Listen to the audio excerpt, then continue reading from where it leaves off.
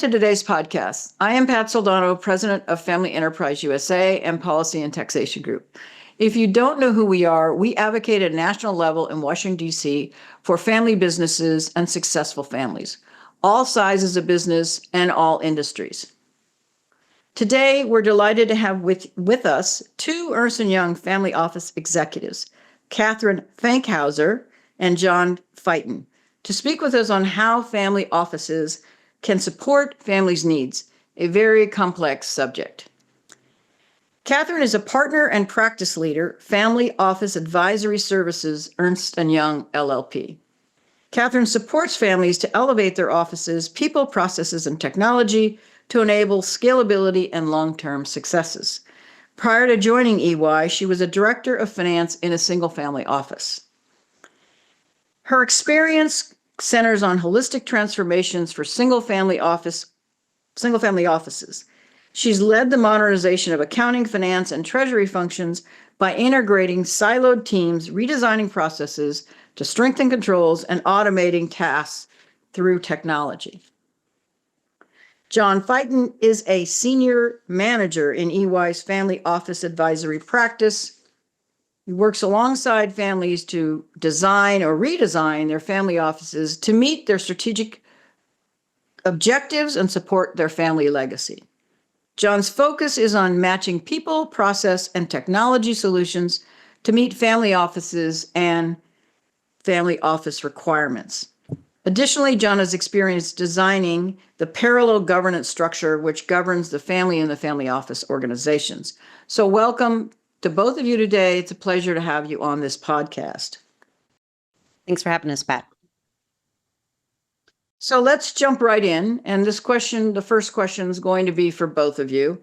And that is, can you share a little bit more about your backgrounds and how you ended up working alongside enterprising family and single family offices? And Catherine, I'll start with you.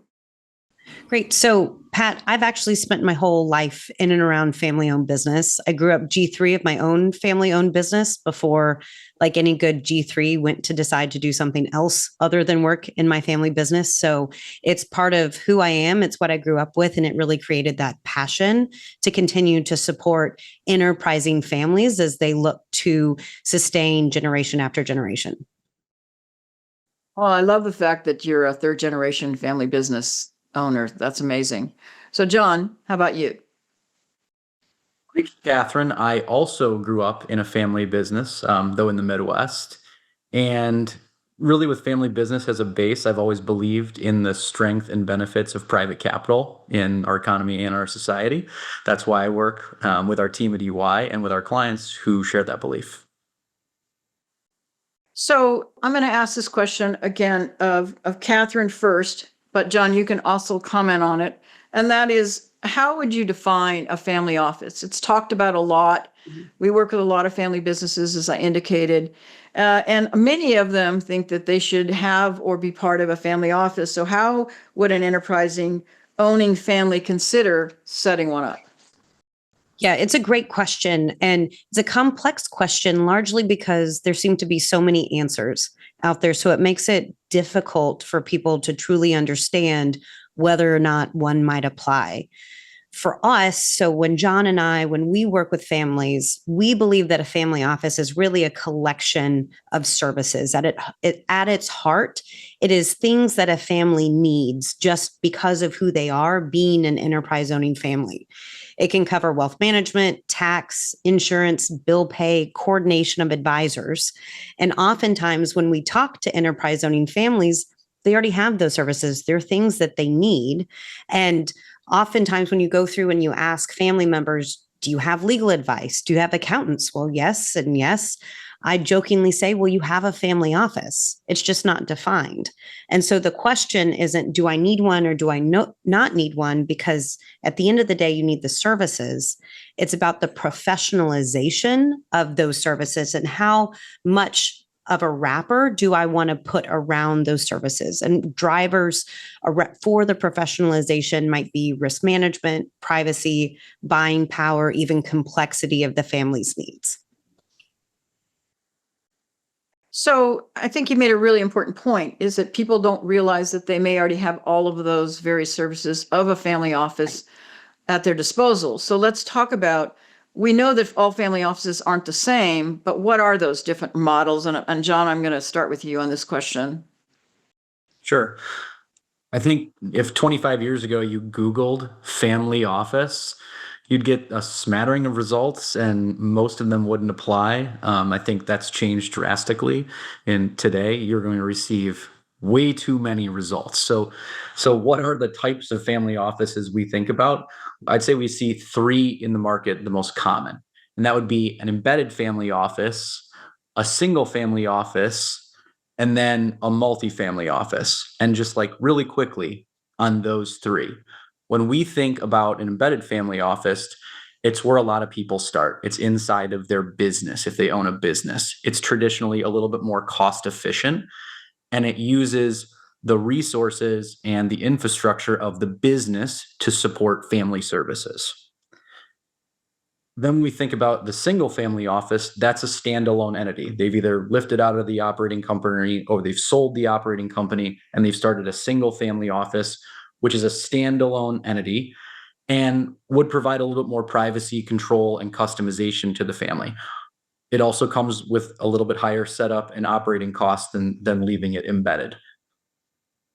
Sometimes when people think about single family offices, they think, oh, well, I hire a bunch of people and they perform all the services. Very often in single family offices, we see there's still a lot of outsourced providers who are outside the four walls of the single family office. So just wanted to make that distinction. And the third one is a multifamily office. And that's really a third party firm that specializes and serves multiple unrelated ultra high net worth families in a shared service model. It's typically less personalized, less customized, but is often more cost efficient than a single family office. Yeah. So, John, you're spot on in thinking about it in those three categories. And Pat, we talk a lot about family office being a continuum. So it's not like John did a great job identifying what you might call like these mile marker structures. But in reality, what we find is it blends along that continuum. And that's why you get to the point where each family office is slightly differently because they don't fit in one of those square boxes exactly. That's where we hear the term hybrid family office a lot too.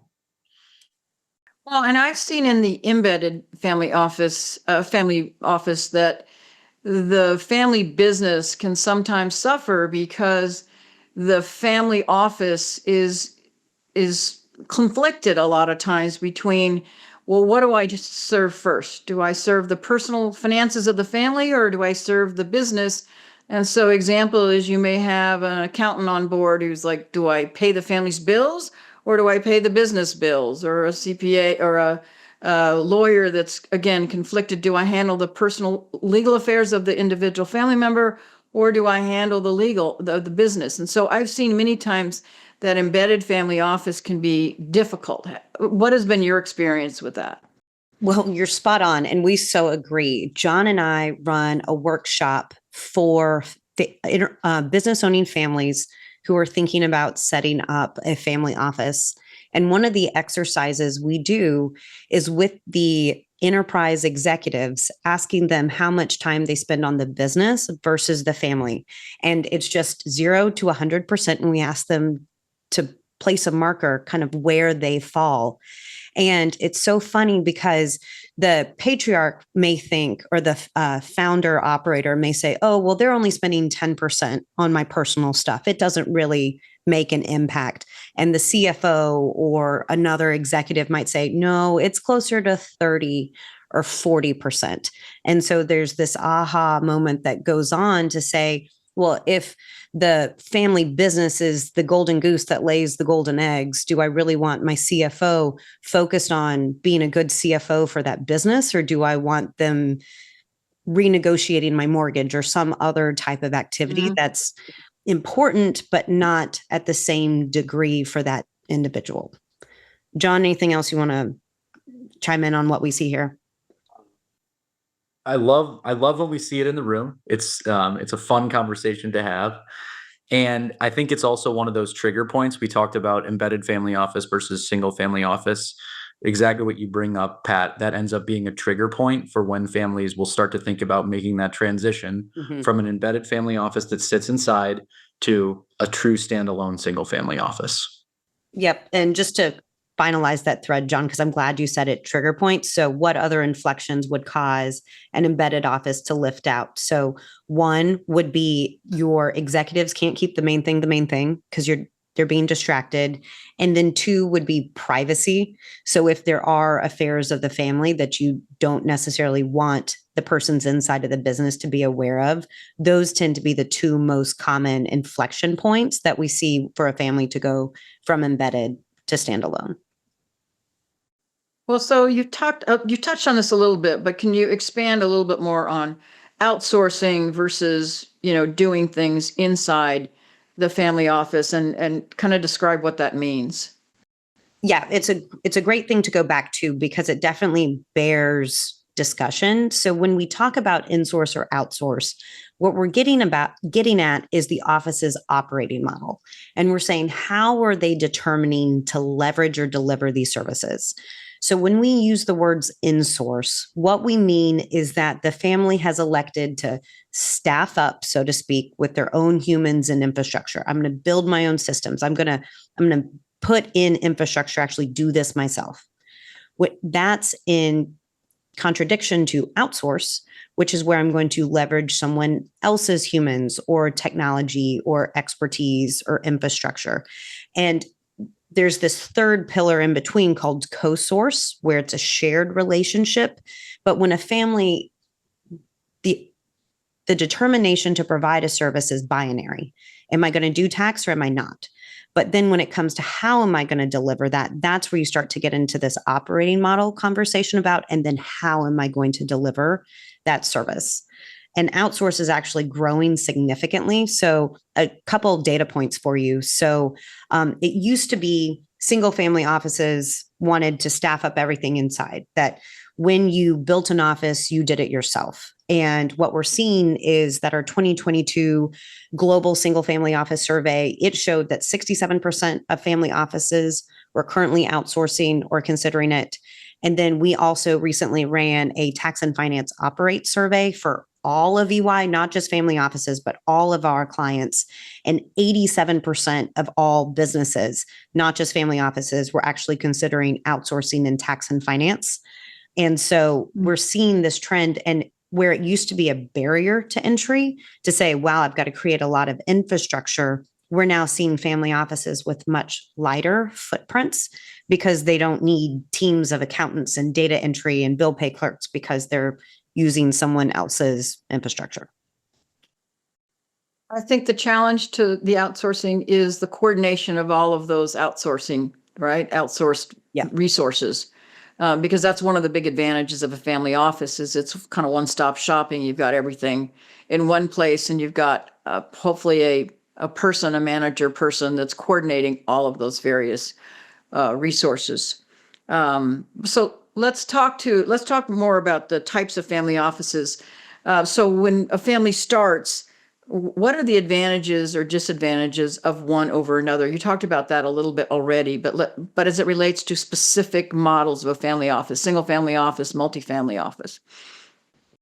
Yeah. And John, I know I dug into the inflection points. I'd love for you to talk a little bit about why we think that embedded family offices are so easy to get started with, especially since these families are generally already providing these types of services. Number one is trust. You have those around you that you trust, that know you. Not only do they know you and your family, but they also know the services you require because of the assets you own and the businesses investments you own, how you make decisions. I think that's probably number one. The thing that distinguishes, Pat, when we think about the transition from an embedded to a single family office, those single family offices, they start to provide more privacy, more control. When you're staffing with resources inside of the business, you have a dedicated team, but they cross over business to family. When you make that switch to a single family office that's separate, There's more privacy, more control. It reduces some of that tension that we talked about between the business affairs and the personal affairs. You just have to deal with the higher costs, but it's balanced with the long-term benefits. And the long-term benefits, I think, are clear governance and alignment of family ownership and business strategy. And I know we kind of transitioned there from talking about the benefits of embedded family offices to talking about the differences, but I think that's really the key point there. Yeah. And John, the other thing I love that you touched on are what we talk about the dimensions to selection of type of family office. And in some ways, Pat, talking about operating model and the type of family and operating model are almost synonymous to us, because where we start is around services. And so if you've already got a family office, it's just how are we going to deliver those services? And John touched on all four of these items, and I want to just repeat them here because it's so important for your listeners to really understand the impact that these four drivers have on their operating model decision. So the first John mentioned is cost. And I mean, cost in so many ways is a huge determination of how do I want to professionalize these services? Do I want best in class or do I want best in cost? And the family may not feel the same way for every single service. They may be willing to pay more for certain types of expertise than not. The second dimension is risk management, and how much risk management does the family think they need in a particular service delivery area? Is this something that I can do with my bookkeepers and the accountants that I already have inside my operating company? Or do I need dedicated resources with true expertise in that area that I need to go get that is not as common as skill sets that it might already have at hand? The third is privacy. So we've already touched on this as well, but how much privacy do I want around certain family aspects? Are there things that I feel comfortable, not only with the people inside my business understanding, but even third-party providers? There are some families that we know that from a tax compliance arrangement that when our EY tax people go to support on their taxes, we go to their offices and review the tax returns in their office because they don't feel comfortable having that information outside of their four walls. So that privacy, each of these is a continuum, and how the family feels about them will shift you between operating models. And the final one, the fourth one, is control. And what we mean by control is the ability to direct control, is how can I direct an employee to do something? So for example, one of my clients here at EY, they can call me and ask me to do something. They can influence me, but I have the decision what I work on next, that they can't necessarily direct my actions. And when you have captive employees, you have much more ability to direct their activities on a day-to-day basis. So in some ways, talking about embedded or standalone or multifamily, each of those is just a amalgamation of different ways to deliver these services. How does a family go about deciding if they need a family office? And if so, what kind? And I also like you to talk about, is there a level of assets, liquid assets, maybe versus non-liquid assets that a family would have to have, or some sort of threshold before they start thinking about a family office? Catherine, why don't I cover the first part of that, and then you can talk a little bit more about AUM. I love it. Or the assets required. Let's do it. So to go about deciding if you need a family office, the first thing I would do as a family is inventory the current services. I think often when we support families through this process to take an inventory of existing services, there's a surprise that the number is much higher than they had thought, right? That they're already receiving a number of traditional, what we would call family office type services through usually a number of different channels. Once you have that inventory in hand, I'd say take a look at the complexity of your environment and your assets, where it is today. How many generations do you have? What kind of trusts do you have and how are they structured? What's the asset mix you have today? Do you have a concentrated position in a business? And then think long-term. How's that going to change over the next 5, 10, 20 years? Growing families, growing businesses, growing asset pools, changes in how we want to invest together. And then take a look at your existing advisor network. how are those people that are supporting you today supporting you? Are they siloed and doing kind of their own thing over here, or are they well coordinated cross-functionally? For example, I think we talk to families and we say, are your investment professionals, those who are either managing the assets inside the business or a pool held outside, are they coordinated with those who are doing your tax planning team, whether it's insourced or outsourced, right? And this is some of the quarterbacking we were talking about. Does the team that's handling the design of your estate, do they understand what your liquidity needs are today for either your portfolio or for your business? And then do they understand what your goals are for that going forward into the next 20 years? And then the last thing, we talked a lot about this on dimensions, is how do you feel about privacy and control and cost? And that will help dictate, all right, here's how I feel about this. And that's based on those things, how I feel, this is how I should set up my family office or thinking about starting to set it up. But Catherine, maybe talk a little bit about when people hit those triggers. And one of those trigger points that we talked about earlier, Pat, you're right, is how much money do we have, right? Yeah. So an embedded family office is low cost of entry. To, again, going back to that continuum of what a family office could be, at the far lowest touch end, we call that a founder's office, where there's potentially an executive assistant who's booking travel, maybe paying some bills, but the suite of services that executive assistant is doing on behalf of the founder is just a very tiny family office. And so to get started with a family office is actually a very low cost of entry. You probably have one today. It's then as you start to move towards the other end of the continuum where you are hiring individuals, you're putting in technology, you're building infrastructure, that's where it starts to get more costly. And so I think when people ask this question, they are looking at that far end of the continuum at the full service standalone family office. And that number ranges. I've seen it distilled down. City Private Bank several years ago had a mathematical formula that you could look at to try and tell you the right number.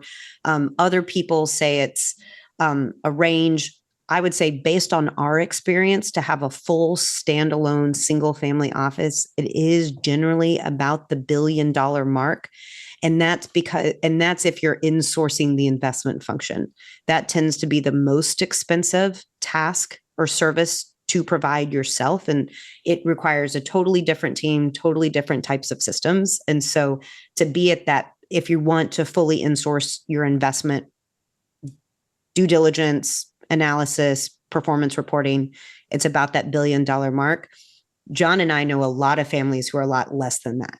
And so, I mean, it is a range, but I would say really the low end is maybe half, like $500 million, but then you're really relying on outsourced services and you're much more of a quarterback in those situations.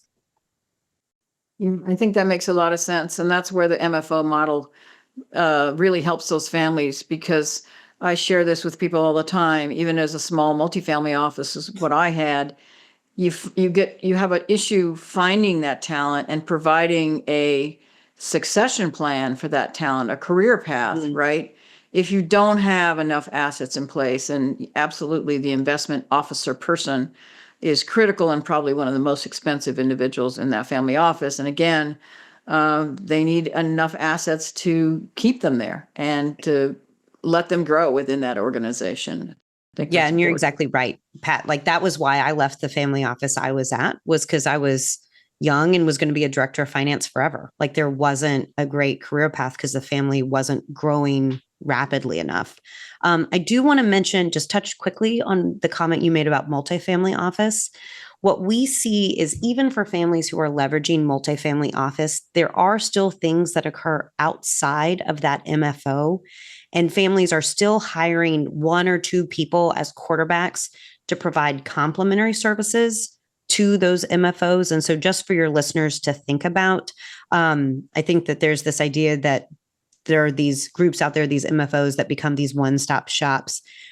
In the industry, what we do see is it's an MFO plus model that still has a couple additional people that support the MFO, get them information, and then provide really hands-on support for the family directly.